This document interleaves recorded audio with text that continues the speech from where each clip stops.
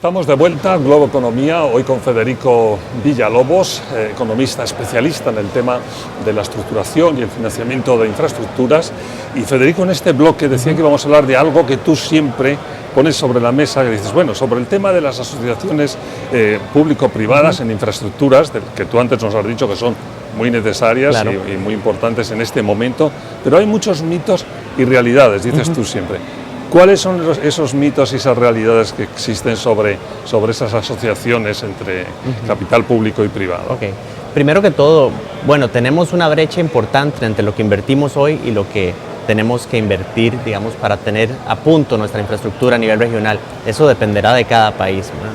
En el caso costarricense, esa brecha puede andar alrededor del 3% del PIB por año.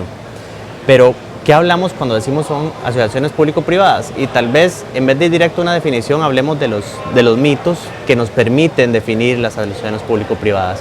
El primero y más importante es, se dice que una asociación público-privada implica privatizar el servicio. Ya. Eso es incorrecto.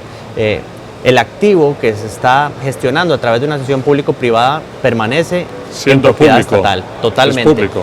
Y si lo pensamos, hoy en día quienes desarrollan desde el diseño, diseño, construcción, operación, mantenimiento de los proyectos de infraestructura es el sector privado. Lo que estamos cambiando es la forma de contratación y le estamos diciendo al sector privado, no solo me construya, no solo me diseñe, sino encárguese de todo.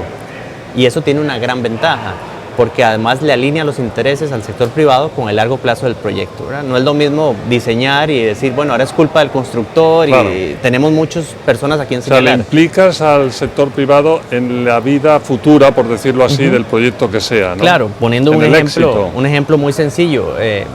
Si alguien va a construir y solo fue contratado para la construcción, él no mira hacia el mantenimiento y necesidades futuras. Pero si se contrata para todo el proyecto, pues dirá, tengo que construir de cierta manera. Para que el mantenimiento luego sea más, por ejemplo, más fácil de hacer, claro, o más barato, claro, o lo que sea, ¿no? Completamente. Entonces, digamos, ahí tenemos un caso importante.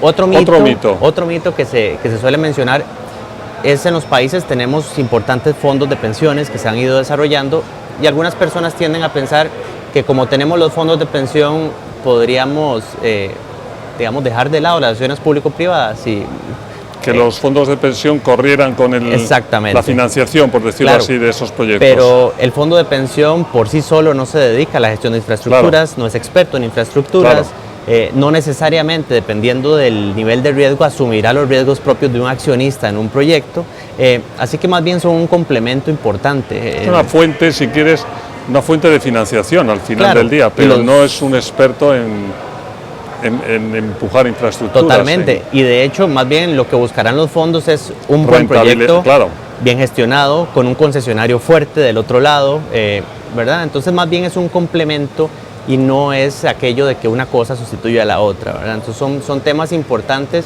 y el medular es el tema de la privatización, no lo es, y lo recalco porque digamos que es lo que siempre ronda en la mente tanto de ciudadanos como de los tomadores de decisión. ¿Qué asociaciones público-privadas, como ejemplo, funcionan o han funcionado últimamente en nuestra región, que tú digas, mira, este es un caso de ejemplo positivo, este es un caso que hay que mirar? Claro, bueno, hay varios y de todos se aprenden, ¿no? Chile, como mencionaba anteriormente, desarrolló su sistema de carreteras y otras infraestructuras a través de la concesión, lo cual les ha permitido ser muy, muy exitosos en la materia. Hoy Colombia tiene su programa de concesiones 4G, ¿verdad? Que se ha posicionado de una manera muy interesante. El mismo nosotros, Costa Rica, en la región centroamericana, con todos y los temas que nos ha costado aprender un poco, pues tenemos ya carreteras bajo concesión. El principal puerto de exportación costarricense hoy está desarrollándose bajo la figura de una asociación público-privada con una empresa internacional, los aeropuertos igualmente, así que tenemos ejemplos muy, muy interesantes en la región sobre el éxito que pueden tener las asociaciones público-privadas. ¿Cuál dirías tú que son un poco la lista de, cómo diría yo, de tareas o el checklist que tienes que tener para que te salga bien esa asociación público-privada, para que no cometas errores de irte en la mala dirección? Claro, las asociaciones público-privadas son un contrato de largo plazo, siempre existirá algún tema que no se previó, pero lo que tenemos que buscar es minimizarlo, ¿no? Entonces necesitamos gobiernos con buenos equipos, como ya había mencionado, necesitamos dedicarle el tiempo necesario a preparar los proyectos. Esto implica estudios, análisis y demás. Necesitamos proveer a los inversionistas de un pipeline de proyectos, es decir, no solo sacar un proyecto al mercado hoy, sino cuáles son los próximos 20 proyectos que vienen para atraer más interesados en invertir en el país. ¿Por qué?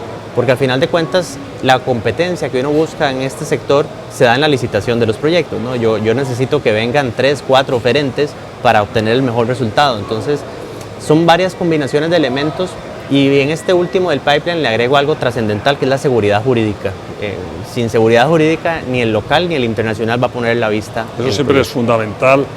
Quizás había que empezar diciendo eso, ¿no? Cuando te metes en cualquier tipo de actuación que supone que vas a requerir que entre la financiación internacional, como no tengas muy claro y muy establecido y muy respetado el tema de Estado de Derecho, no vas a conseguirlo. No camina, totalmente no camina. No, necesitamos poner reglas claras, qué contratos me voy a encontrar como inversionista, claro, con quién voy a tratar, podré tratar o tendré la misma línea durante los próximos 30 años o dependerá del cambio de cada gobierno. Bueno, aquí tenemos que hacer una pausa. Cuando volvamos, retomamos cómo hay que hacer las cosas, porque nos vamos a dedicar todo el segmento a preocuparnos o a hablar de cómo hay que posicionarse, qué hay que hacer para conseguir éxito en nuestra región en el tema de objetivo, buenas infraestructuras. Sigan con nosotros, Globo Economía.